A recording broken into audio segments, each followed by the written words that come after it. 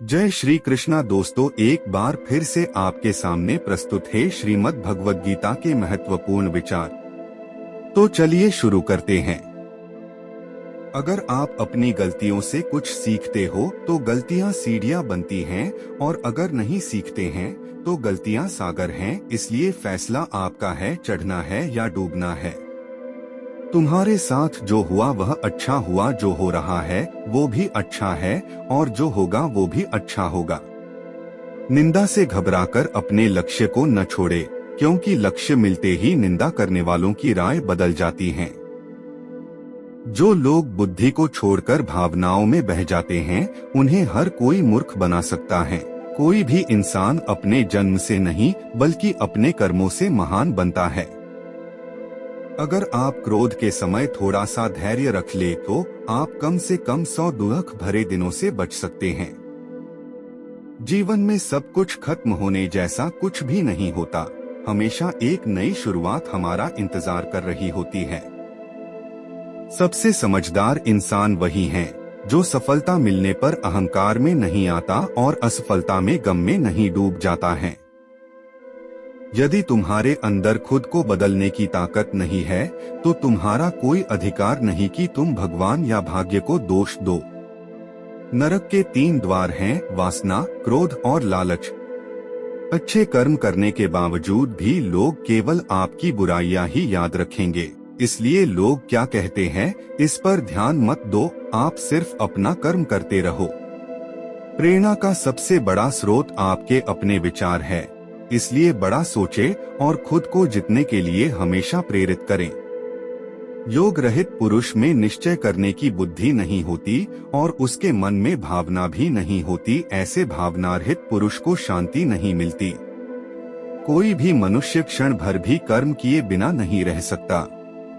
सभी प्राणी प्रकृति के अधीन हैं और प्रकृति अपने अनुसार हर प्राणी से कर्म करवाती है और उसके परिणाम भी देती है। तुम शास्त्रों में बताए गए अपने धर्म के अनुसार कर्म करो, क्योंकि कर्म न करने की अपेक्षा कर्म करना श्रेष्ठ है, और कर्म न करने से तुम्हारा शरीर निर्वाह भी नहीं सिद्ध होगा।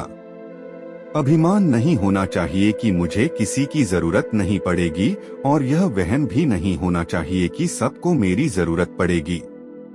जिस तरह आग सोने को परखती है, उसी तरह मुसीबत मनुष्य को परखती है। मदद सबकी करो मगर आशा किसी से मत रखो, क्योंकि सेवा का सही मूल्य ईश्वर ही दे सकते हैं। हमेशा संदेह करने से खुद का ही नुकसान होता है। संदेह करने वाले व्यक्ति के लिए प्रसन्नता नहीं इस लोक में है और नहीं किसी और लोक में। जो मनुष्य फल की इच्छा का त्याग करके केवल कर्म पर ध्यान देता है, वह अवश्य ही जीवन में सफल होता है। अपने आप को ईश्वर के प्रति समर्पित कर दो, यही सबसे बड़ा सहारा है। जो कोई भी इस सहारे को पहचान गया है वह डर, चिंता और दुखों से मुक्त रहता है। मैं उन्हें ज्ञान देता हूँ जो सदा मुझसे, ईश्वर, जुड़े रहते हैं और जो मुझसे प्रेम करते हैं। व्यक्ति जो चाहे बन सकता है यदि विश्वास के साथ इच्छित वस्तु पर लगातार चिंतन करे। समय से पहले और भाग्य से अधिक किसी को कुछ भी नहीं मिलता। लगातार कोशिश करने से अशांत मन को वश में किया जा सकता है।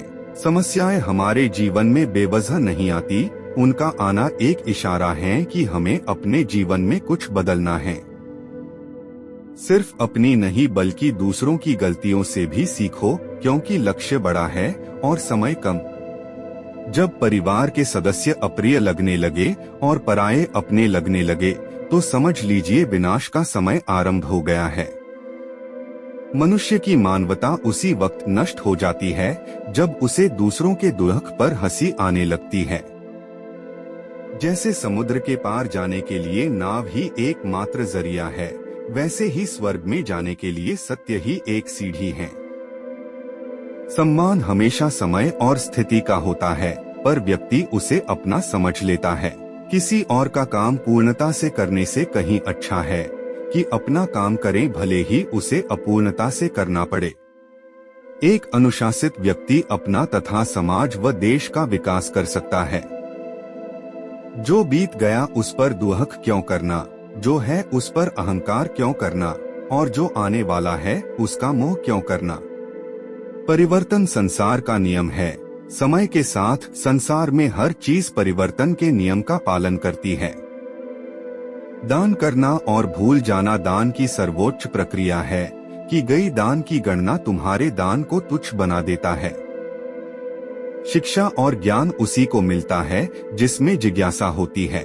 आत्मज्ञान की तलवार से अपने हृदय से अज्ञान के संदेह को काटकर अलग कर दो। उठो, अनुशासित रहो, जिससे किसी को कष्ट नहीं पहुंचता तथा जो अन्य किसी के द्वारा विचलित नहीं होता।